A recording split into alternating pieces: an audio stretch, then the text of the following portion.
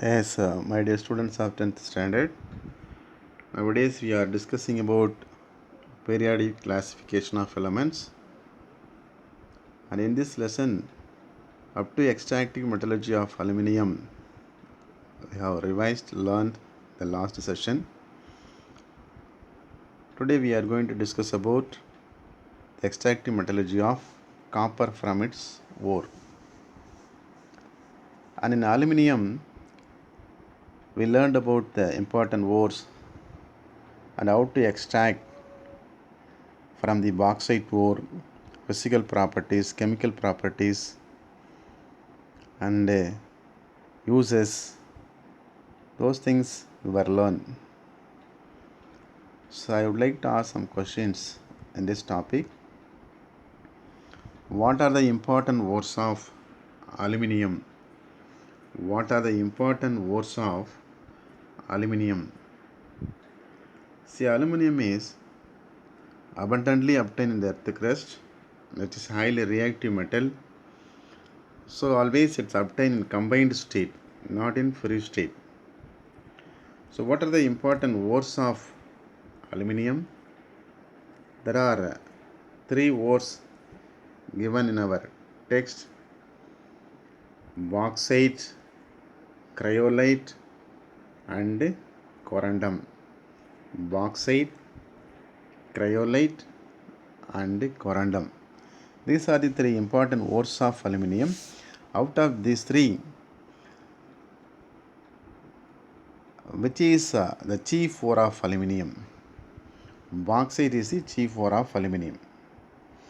And what are the two steps involved in the extraction of aluminium from its bauxite ore? First step, conversion of bauxite into alumina by Bayes process. Second step, electrolytic reduction of alumina by Hall's process. So in the conversion of bauxite into alumina by Bayes process, first ore is finely ground and treated with hard alkali to get sodium metaluminate. The second step, sodium metaluminate is diluted with excess of water to get aluminum hydroxide precipitate. And third step, precipitate is filtered and heated to get alumina. So these are the three steps in the Bayes process. And the electrolytic reduction, electrolytic tank, cathode, which is a graphite lined with iron tank, anode, bunch of graphite rods, electrolyte, alumina, cryolite and fluorspar, temperature 900 to 950 degrees Celsius, voltage applied 5 to 6 volt, and aluminum is deposited at the cathode and oxygen is liberated at anode. In the physical properties, it is a silvery white metal, low density, malleable and ductile, good conductor of heat and electricity. Also in the chemical properties that we have learned, aluminium is not affected by dry air, but on heating at 800 degrees Celsius, it burns brightly in presence of oxygen to give aluminium oxide. Similarly, water does not react with aluminium, but steam is passed over red hot aluminium, hydrogen gas is produced. Then, when treated with strong sodium hydroxide, sodium metaluminate is formed. Sodium metaluminate. Then, with acid, hydrochloric acid, aluminum chloride salt will be formed. With dilute and concentrated sulfuric acid, aluminum sulfate and sulfur dioxide gases are formed.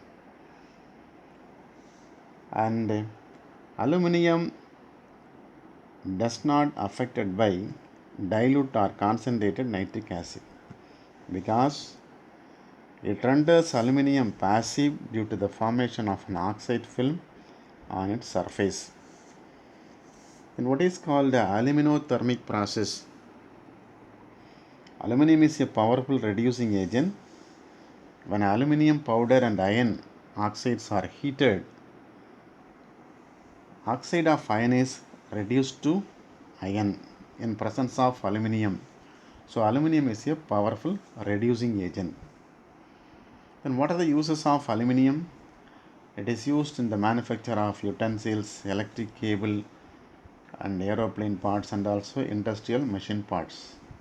So up to this we have discussed in the last session. Now we are going to study about the extractive metallurgy of copper. It was named as cuprum by the Romans because they got it from the island of Cyprus. Copper is found in the native state as well as combined state. Copper is found in the form of a native, more or less a pure in form, also in combined form along with the other elements. And what are three important ores of copper? There are three important ores of copper: copper birite, cuprite or ruby copper, copper glance. Copper birite, cuprite or ruby copper, copper glance. These are the three important ores of copper. Out of these three, the first one is copper birite is the chief ore of copper, because from this copper birite only nearly 76% of the world production of copper is done. So copper birite is selected as chief ore for the extraction of copper. And there are 5 steps in the extraction of copper from copper birite. There are 5 steps. First step, concentration of ore. Already we have learned what is called concentration. Concentration means removing the impurities to increase the metallic proportion. Removal of impurities to increase the metallic proportion. There are different steps are there to concentrate.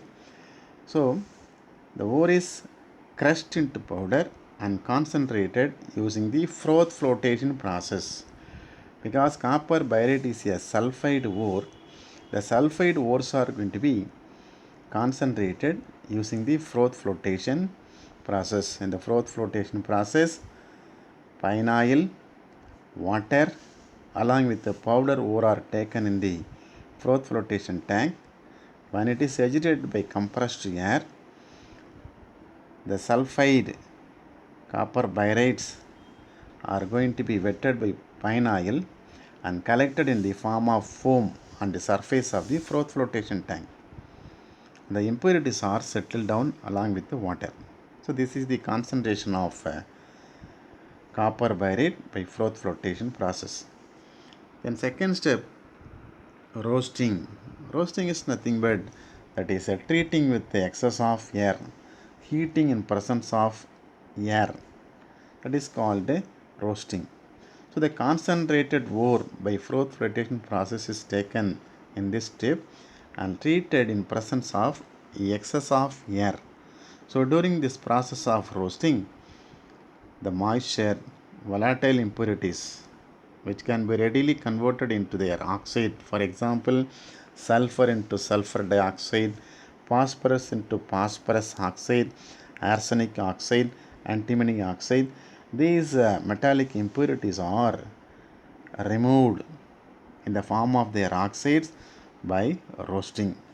And in this process, copper birite is partly converted into copper sulfide and iron sulfide.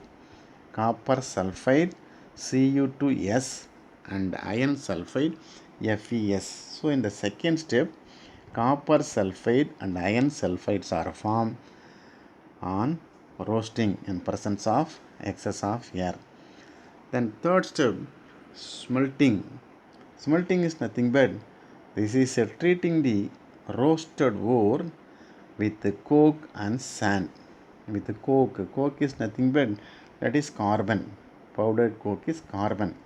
So the roasted ore mixed with coke and sand, which is taken in a special furnace called blast furnace. So in this furnace, matte is obtained. MATTE, MATTE.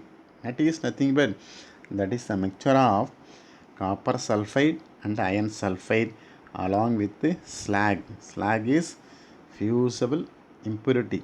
Impurity obtained in the blaster furnace. So the slag is removed as waste.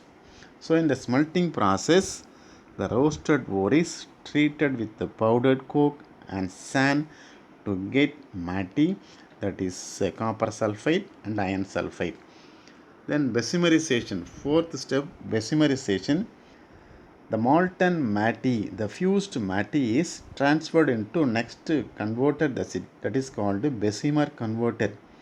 So in the Bessemer converter, blister copper is obtained. Blister copper is obtained. So here two types of reactions are take place in the Bessemer converter. That is ferrous sulfide from matte is oxidized to ferrous oxide and then removed slag in the form of using silica. So in the first step, the iron sulfide react with oxygen, oxide of iron is obtained. This oxide of iron further react with the silicon dioxide, SiO2. Silicon dioxide is sand. It is going to be react with the sand and iron silicate, FeSiO3 is iron silicate, that is impurity, the waste product formed in the Bessemer converter.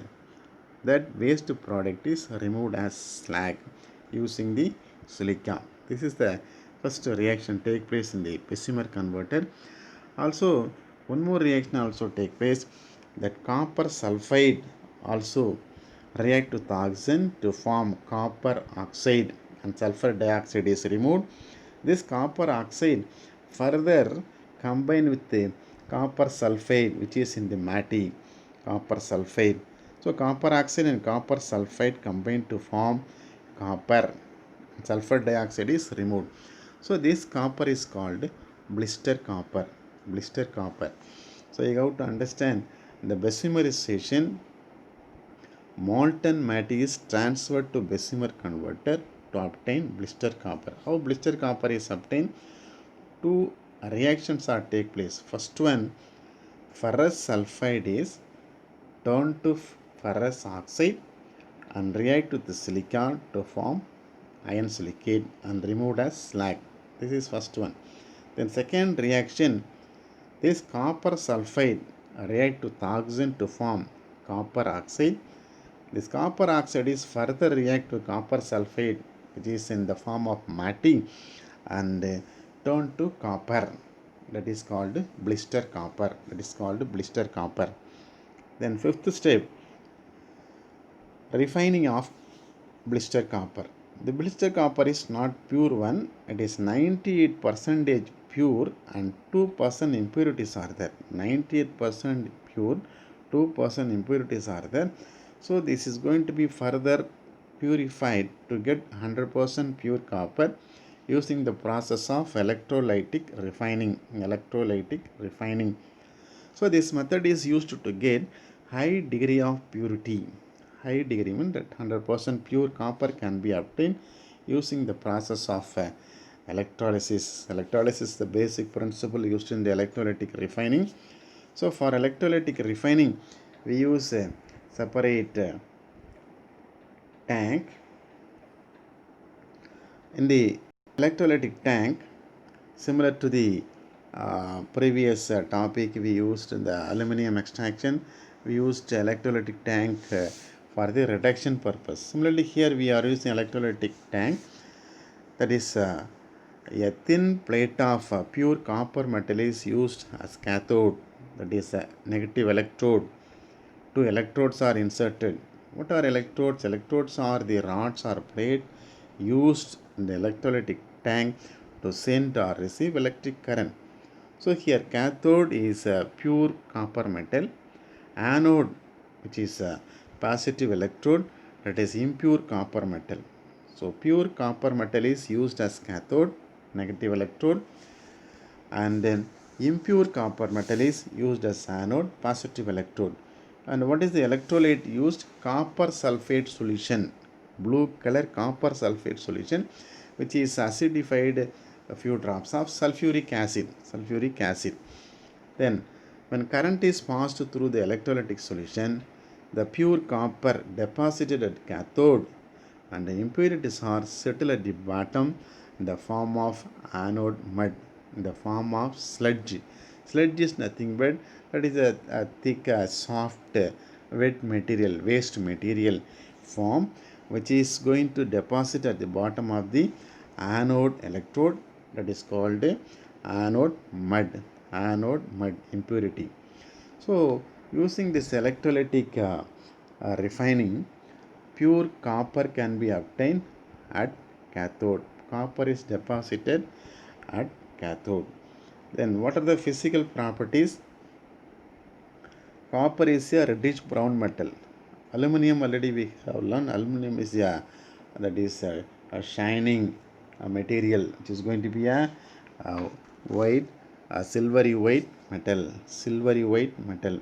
But copper is a reddish brown metal, high lecture, high density, and melting point also high. And the chemical properties,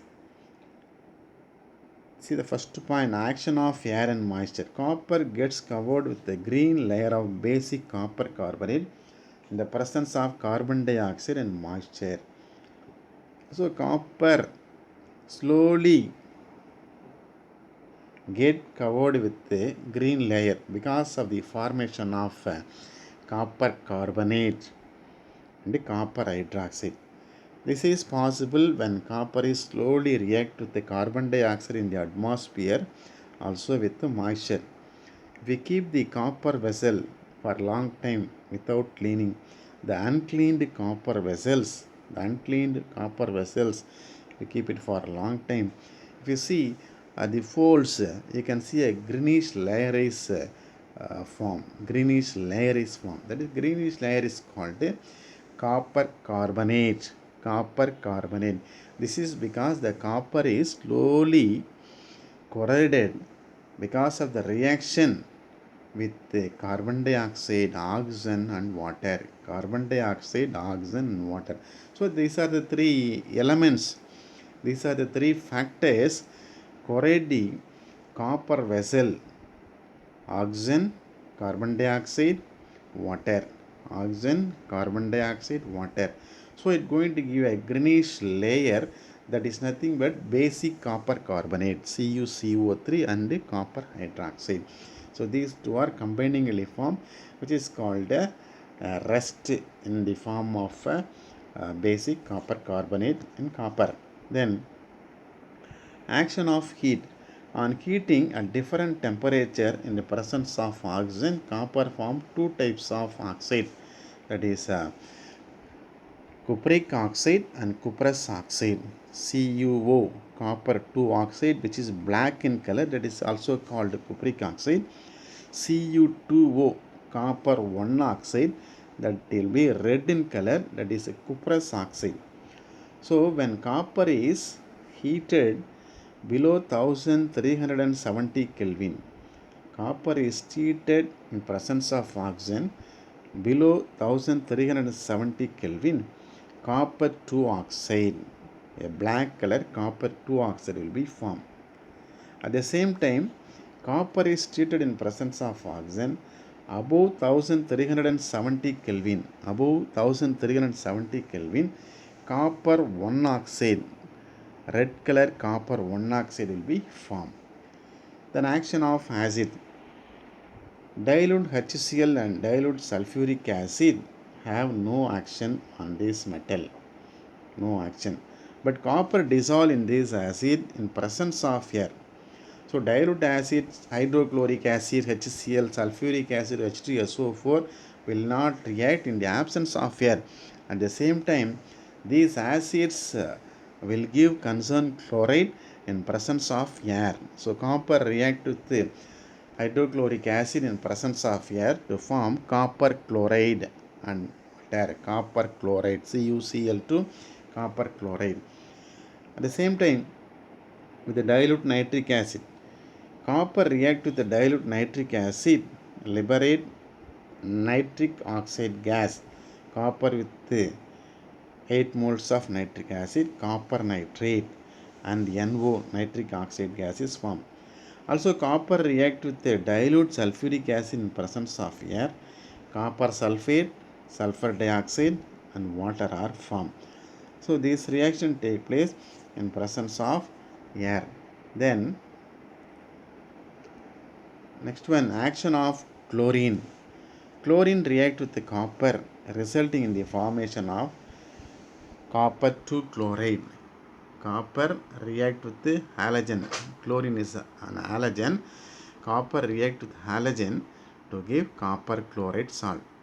And copper is not attacked by alkali like sodium hydroxide, potassium hydroxides will not react with the copper to form any kind of product. Then what are the uses of copper? Copper is extensively used in the manufacture of electric cable and other electric appliances. Most of the electric appliances, electric goods, calorimeter, those are prepared using the copper and copper vessels. So also it is used to making utensils, containers, calorimeter and coin, and also used in the electroplating. Electroplating is used to beautify the article. See, the base metal is going to be a cheap metal. On the base metal, this copper or gold, silver is going to be coated using the process of electrolysis. That is called the electroplating. Then it is alloyed with the gold and silver for making coin and jewels. So gold, 22 part of gold is mixed with going to be 2 part of copper. Then only the shape of the gold ornaments will be obtained. So for that 2 part of copper is added with the gold. Also in the making of coins, copper is used in certain ratio. So these are the uses of copper. So next one, extractive metallurgy of iron, that we will discuss in the next session. So once again we will revise what under all we will learn. See, copper which is obtained in the form of native as well as combined state, and what are the 3 important ores of copper? Copper byrate, CuFeS2, it is a sulfide ore, and cuprite or rupee copper oxide ore, copper glans, this is also sulfide ore. Out of these 3, copper byrate is the chief ore. So there are few steps in the extraction. First one, concentration. Crushed ore is concentrated by froth flotation. Second step, roasting. Concentrated ore is treated in presence of excess of air. Volatile impurities are removed as oxide, and copper byrate is converted into copper sulfide and iron sulfide. Smelting is nothing but the roasted ore is mixed, treated with coke and sand. So here matte is obtained, that is a mixture of Cu2S and the FeS. Then next, see, the molten matte is taken in the Bessemer converter to get the blister copper. So here 2 types of reactions are take place. First one, this iron sulfide, ferrous sulfide is converted into oxide of iron and again react with the silicon dioxide to form iron silicate removed as slag. And also copper sulfide react with oxygen to form copper oxide. This copper oxide further react with the copper sulfide to get blister copper. Then blister copper is not a pure one, if only 98% of pure and 2% impurities are there. So to get 100% high degree of purity, we use electrolytic refining process. So in the electrolytic refining process, pure copper metal is act as cathode, impure copper metal act as anode. Copper sulfate with acidified sulfuric acid is used in the form of electrolyte, When electric current is passed, pure copper is deposited at cathode. Impurities are settled in the form of sludge that is called anode mud. Then physical properties, it is a reddish brown metal, high density, high boiling. Then the chemical properties, action of air, copper covered with green basic layer of copper carbonate when react with oxygen, carbon dioxide and water. Also, when copper is treated in presence of oxygen, two type of oxides are formed, copper 2 oxide at below 1370 Kelvin and above 1370 Kelvin, copper 1 oxide is formed. Then dilute acids and HCl and sulfuric acid react to give concerned salt, copper chloride, copper sulfate, and nitric acid react to give copper nitrate. Then next one, chlorine react with the copper to form copper chloride, and alkalis will not react with the copper. Uses of copper, electric cable, because it is a very good conductor of heat and electricity, electric cable, electric appliances, then utensil, container, calorimeter.